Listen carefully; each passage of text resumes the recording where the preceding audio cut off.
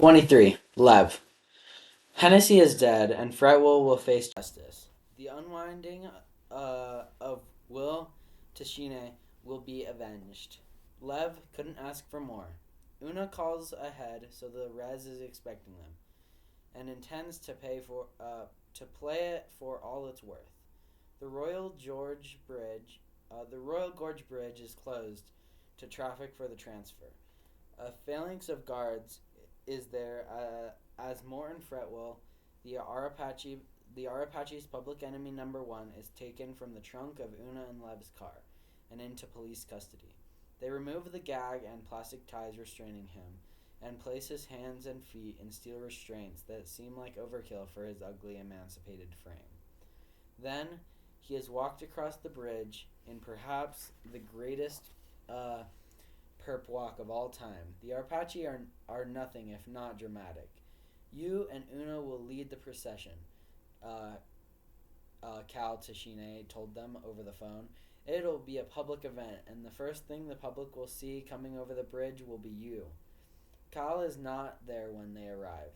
Lev is not surprised. As an accomplished attorney for the tribe, Cal might put on a professional facade, but as Will's father, he couldn't bring himself to face the last living parts pirate responsible for his son's unwinding. At least not yet. At the far end of the bridge is a large turnout of the Arapache people. 500 at least. Don't wave or smile or anything, Una tells Lev as they cross the bridge toward the crowd. Show no emotion. This is a somber event. Don't you think I know that? Lev responds. I'm not an idiot. But you've never faced the Arapache as a hero. There are expectations, a demeanor that goes back 1,000 years. When they reach the end of the bridge, the cheers begin. Una was right to tell Lev how to comport himself, because he does have an urge to bask in the glory. Then, as they get closer, the cheers drop off and are replaced by boos and jeers. It takes a moment for Lev to realize that this communal vitriol is for Fretwell, who hobbles behind them with multiple sets of guards on either side. The crowd shouts epithets in both Arapache and English to make sure he understands the nature and level of their hatred. The crowd makes as if to push through the wall of guards holding them back. But Lev suspects it's also just for show. Yes, they want to tear him apart, but they won't. They want him to suffer, and suffering requires many more opportunities for public humiliation. You people suck, Fretwell shouts, which thrills the crowd because it allows them to hate him even more. The chief of police comes over to check out Fretwell. Lev finds himself disappointed that the tribal chief isn't here, but perhaps he had his expectations too high. As the police chief assesses Fretwell, the parts pirate makes that familiar guttural sound, dredging phlegm from the back of his throat. Spit at him and you die right here, right now, says one of the guards holding him. Fretwell's Adam's apple bobs as he swallows the substantial loogie. The police chief turns to Lev and Una, shaking both of their hands. Well done, he says. Then Fretwell is put into a squad car, driven off, and the party ends. Lev can't hide his disappointment.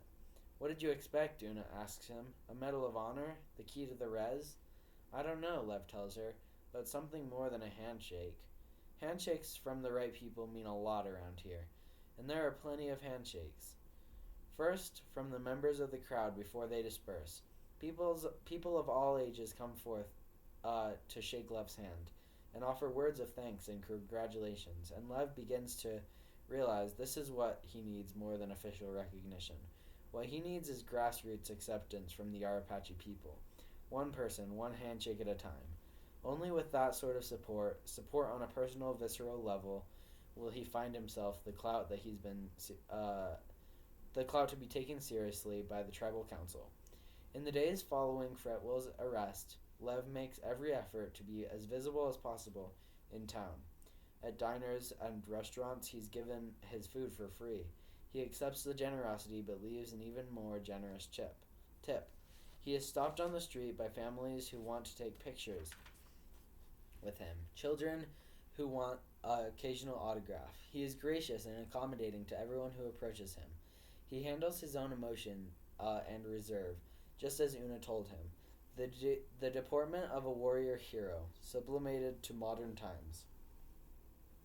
I don't understand you, says Alina Tashine, Will's mother and a woman whom Lev has come to love like a mother too. You came here to escape attention, and now you bathe in it, like a pig in mud. Perhaps your spirit animal should be the hog instead of that monkey creature. A pig rolls in the mud for a reason, he points out. I have a reason too. She knows that reason, but Lev knows she's also worried for him.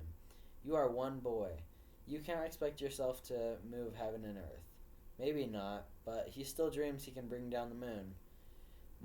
Morton Fretwell is convicted in a trial that lasts only one day, peopled by a jury that is hard-pressed to conceal its answer. He is found guilty of kidnapping, conspiring to commit murder, and as an accessory to murder, for by our Apache law, unwinding and murder are one and the same. Then, in a move that is no surprise to anyone, rather than pronouncing a life sentence, the judge falls back on an old tradition. Let the aggrieved levy punishment on the convicted. The judge announces, which opens the door to whatever the Tashine family wants to do to him, including putting his life to the most painful end. This is justice, Fretwell cries as he is led back to the jailhouse after the verdict. This is justice? There are no ears sympathetic to his pleas. The following day, Alina, Kahl, and Pivane Tashine come to face Fretwell along with Una and Lev. While they were there in the courthouse, never once did Lev see them make eye contact, or even look directly at Fretwell. Perhaps because they were so sickened by him, or because perhaps it would make this moment today all the more meaningful. Fretwell looks pathetic in his cell, dirty even in the clean beige jumpsuit of our Apache convicts. While Pivane, Kahl, and Una stand back, Elena comes forward to look at him. Her face is a study of the true our Apache heroine. Lev is in awe of her presence as she regards Fretwell. It's enough to make a man stand in quivering respect. Are you being treated well? Alina asks. Always the doctor. Fretwell nods. She regards him for a good long time before she speaks again. We have discussed the various options for your punishment for kidnapping and murdering our son. He ain't dead, Fretwell insists. All his parts is still alive. I can prove it. Alina ignores him. We have discussed it, and we've decided that your death at our hands would be meaningless. Fretwell breathes a sigh of relief. Therefore, she continues, you will be remanded to the Center Tribal Penitentiary. You will, for the rest of your life, be given nothing but bread and water, the minimum required for survival. You will be allowed nothing to entertain yourself, no contact with other human beings, so that you'll be left with nothing but your thoughts until the end of your days. Fretwell's eyes swell with horror. Nothing? But you have to give me something, a Bible at least, or a TV. You will have one thing, Alina says. Then Cal reaches behind him and pulls out the object he has been concealing. It's a rope. He hands it to the guard in attendance, who then passes it through the bars of the cell to Fretwell. We offer you this mercy, Alina tells him, that when your existence becomes too awful to bear, with this rope you may end it. Fretwell grips the rope tightly in his hands and looking down on it, bursts into tears. Satisfied, Lev, Una, and the Tashines leave the room. The following morning, Fretwell is found dead, having hanged himself from the ceiling light fixture in his cell. His question is finally answered. This is justice. Lev has no idea if anyone in the outside world will mourn this man. He finds his own heart hardened. Fretwell's capture, conviction, and sorry demise mean only one thing to Lev, an opportunity. That very afternoon, Lev petitions the tribal council for an audience. He receives his summons a week later. Alina is surprised that they responded to him at all, but Kahl is not. Legally, they have to respond to every petitioner. Chal points out. Yes, and they don't get to some petitioners for years, says Alina. Perhaps Lev's a little too large a public figure to keep on their plate. The idea of Lev being a large public figure in spite of his size both tickles Lev and makes him uncomfortable. Alina and Kal accompany him, although Lev would have preferred to go alone. No one should face the council without a lawyer and a doctor, Kal says as they make the drive to Council Square. Then he gives Lev a mischievous smile. Besides, irritating the tribal council is part of my basic job description. Yes, says Alina, feigning irritation, and it's kept you from being the tribe's attorney general. Thank God, says Kal. I'd rather be representing the tribe's interests out there in the world than be stuck handling the tribe's piddling internal affairs. Lev shifts the heavy backpack he holds on his lap. The Tashinis haven't asked what's inside. He'd tell them if they asked, but he knows they won't. If he hasn't offered to share it, or he knows they won't if he hasn't offered to share it. They do know the nature of his petition, however. You don't need to do this, Alina tells him. As long as you don't bring trouble on us, you can stay. And that's the problem, because trouble is exactly what Lev means to the Arapachi. Their minds and souls need to be as troubled as his. The Arapachi Council chamber consists of chairs around a huge donut-shaped table made of fine reservation-grown oak. On the outside rim of the table sit the chief, several representatives from key clans of the tribe, and the elective tribal officials. Twice a week they meet for public forum to hear the suggestions, complaints, and petitions of the people. The circular setting was designed to reflect tradition, but somewhere along the way it was decided that petitioners stand in the table's 10-foot donut hole, thus making it an intimidating process. Because with eyes on you from every direction, one begins to feel like an ant beneath a magnifying glass. According to Kal and Alina, the tribal council was unofficially aware of Lev's presence on the reservation long before he left to apprehend Will's kidnappers, and they had unofficially chosen to look the other way. At the tribal council table, however, there will be no other way to look. Today, Lev puts himself beneath the heat of the magnifying glass. I can't say this is wise, Alina tells him as they enter Tribal Hall, but we'll stand with you because what you're doing is noble. They can't stand with him, however. Each petitioner must make his or her case alone. When it's his turn, Lev leaves Alina and Kal to watch from the gallery above, striding alone through a small gap in the O-shaped table and into the center of scrutiny. As he steps into the circle, the elder members of the council posture and grunt in disapproval. Others are merely curious, and a few smirk at the prospect of being amused by the sparks that will surely fly. Clearly, they all recognize him and who he is. His reputation sails before him like his spirit animal through the forest canopy. The Arapachi chief, while just a symbolic position these days, is the voice of the council. And G. Quana, the reigning chief, has mastered the wielding of imaginary power. He also has embraced his traditional role. His clothes are carefully chosen to be reminiscent of an old-school tribal garb. His hair is split into two long gray braids that fall on either side of his face, framing a square jaw. If modern Arapachi culture is a marriage of the old and the new, Chief Kana is the ancestral bridegroom. Kal warned Lev that in spite of the circle, he should always address the chief. He may not have the true power of the elected officials, but things never go smoothly if you don't pay the respect that's due to him. Lev holds eye contact with the chief for a solid 5 seconds, waiting for the chief to begin the proceedings. First, let me congratulate you on your role in bringing the parts pirate to justice, Chief Kana says. And with that formality out of the way, he says, now state your purpose here, already sounding put off. If it pleases the council, I have a petition. Lev hands a single page to the chief, then gives copies to the others assembled. He's a little clumsy and awkward about it, finding it hard to overcome the intimidating petition process. There are 18 seats in total around the table, although only a dozen people are present today. The chief puts on a pair of reading glasses and looks over the petition. Who is Moppy Kinkajou? He asks. It's rhetorical, he knows, but he wants Lev to say it.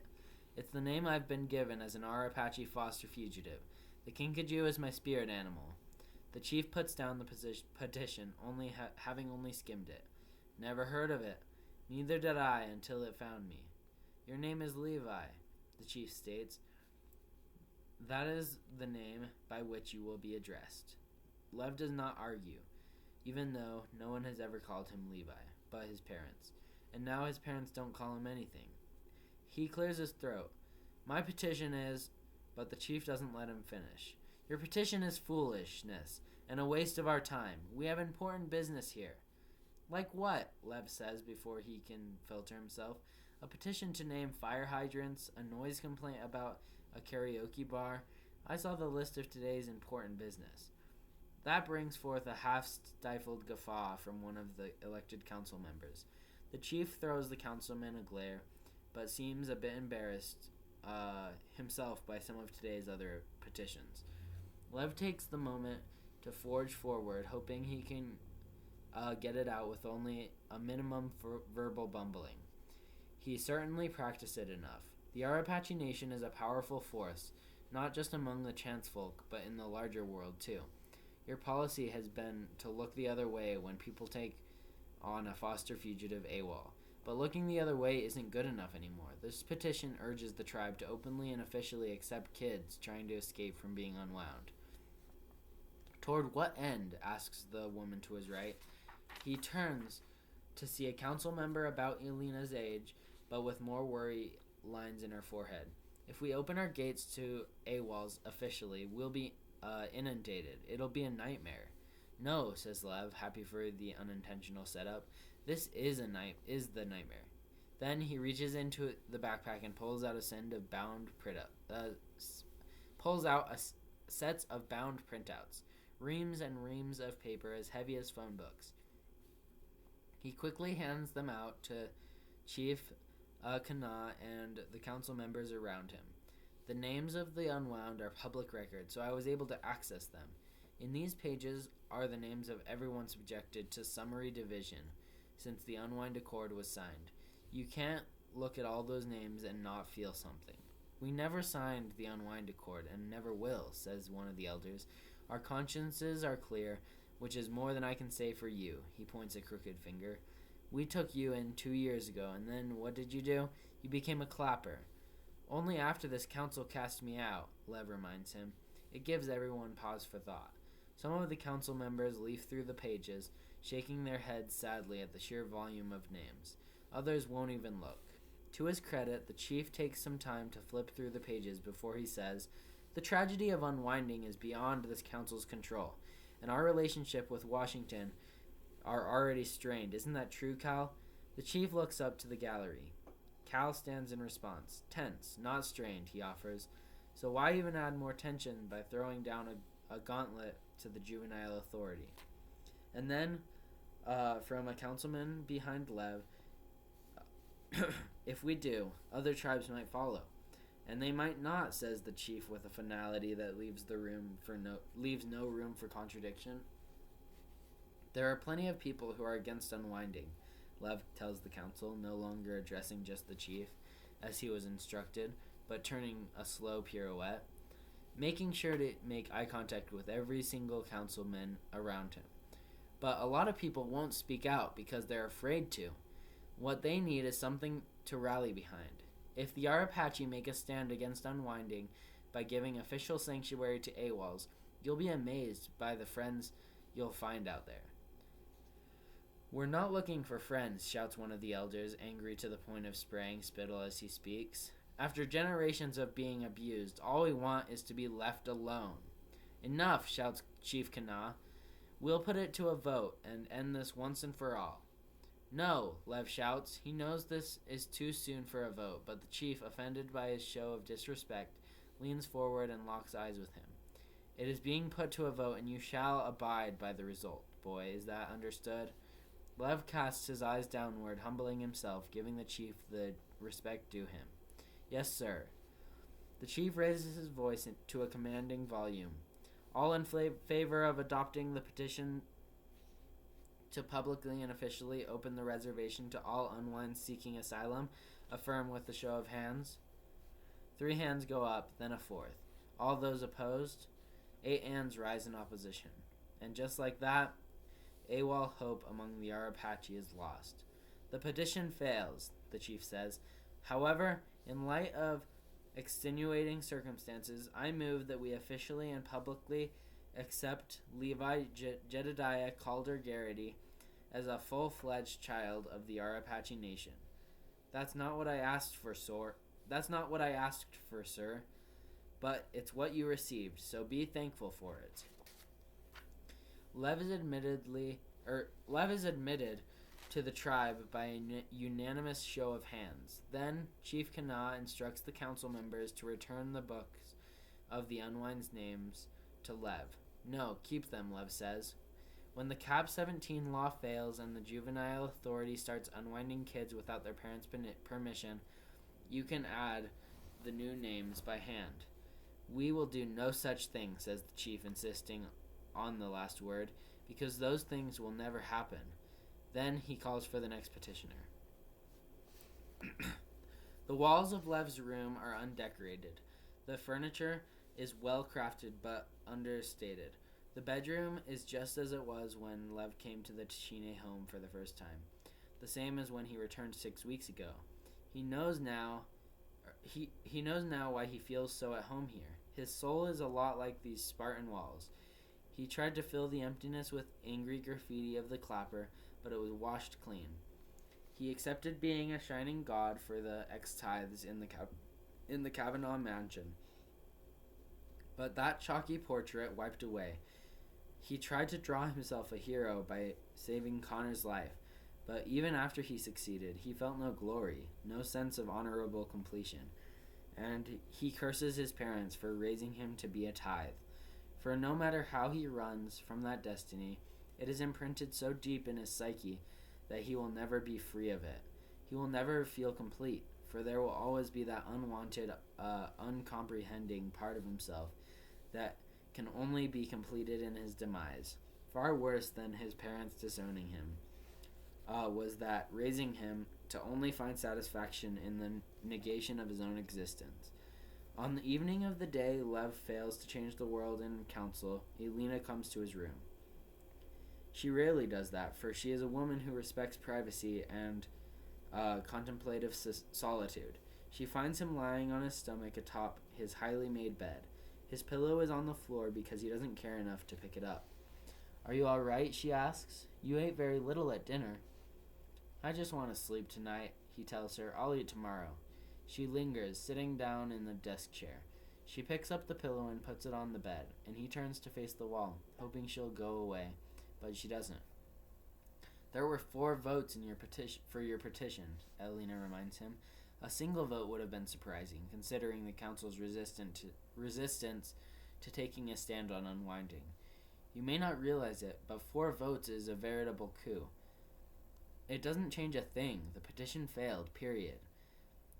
Alina sighs. "You're not 15 yet. You're not yet 15, Lev, and you came within 3 votes of changing tribal policy. Surely that counts for something." He turns to look at her now.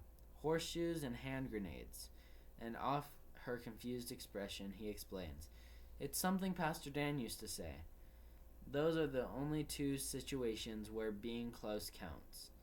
She chuckles her understanding, and Lev turns away from her again. "Perhaps in the morning you can go out with Pivane and he can teach you to hunt. Or maybe you can help Una in the shop. If you asked, I'm sure she'd let you work with her to build her instruments." "Is that it for me then? I go out hunting or I become a luthier's apprentice?" Now Alina's voice becomes chastising and a little cold. "You came here because you longed for a simpler, safer way of living. Now you resent us for giving it to you?"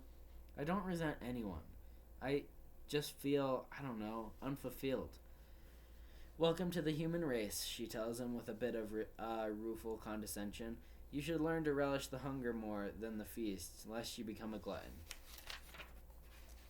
Lev groans, not having the strength or even the desire to parse the poignancy from yet another of Alina's pithy Arapachi metaphors. A great man knows not only when he's called upon, but also when he's not, says Alina. The truly great know how to accept and embrace a common life, just as much as the call to duty. Then I will never be great, will I? Listen to you. You posture like a man, but you pout like a child. It's a scolding, but she says it with such warmth in her voice that Lev both appreciates it and finds it embarrassing. I have never been a child, he tells her with a sadness no one but he will ever truly understand. I've been a tithe, a clapper, and a fugitive, but never a child. Then be one now, because you deserve it. Be a child, if only for one night. The last person to suggest such a thing was Pastor Dan, the night before he was killed by an explosion that was meant for Lev. Neither of them speak for a moment. If Alina is uncomfortable with the silence, she doesn't show it. Then she begins to gently rub his back and sing to him in Arapachi. Her voice is sweet, but not entirely on key. Lev has learned enough of the language to know what the song is about. It's a lullaby, perhaps one she used to sing to Will when he was very little. It speaks of the moon and the mountain, how the mountain pushes forth from the earth, reaching ever skyward in a vain attempt to grab the moon. But the mischievous moon keeps slipping behind the mountain's peak to hide, remaining forever unattainable. Lev thinks of the challenge of his animal spirit to bring down the moon, and he wonders if Alina even realizes what she's singing. Not a lullaby, but a lament. When she's done, Lev's eyes are closed, and he's slowed his breathing to a gentle shuffle. Alina leaves, probably thinking he's asleep, but he's not. Lev will not sleep well tonight, if he sleeps at all. As much as he thought he wanted it, he is immune to a normal life and is addicted to a life of dangerous sway. He must make a difference out there. He must satisfy the hunger, elbowing himself a place at the feast. The council dismissed his petition out of hand. Perhaps petitions are too tame an approach. Perhaps what Lev needs is a method that's more extreme. He's seen extreme. He's lived it. He knows how to play with fire. Perhaps this time he can use what he knows to serve his own ends, not somebody else's. He shares none of this with Alina or Una or with anyone else on the reservation, but silently and alone he begins to plan. Today he failed to change the world. As for tomorrow, who can tell?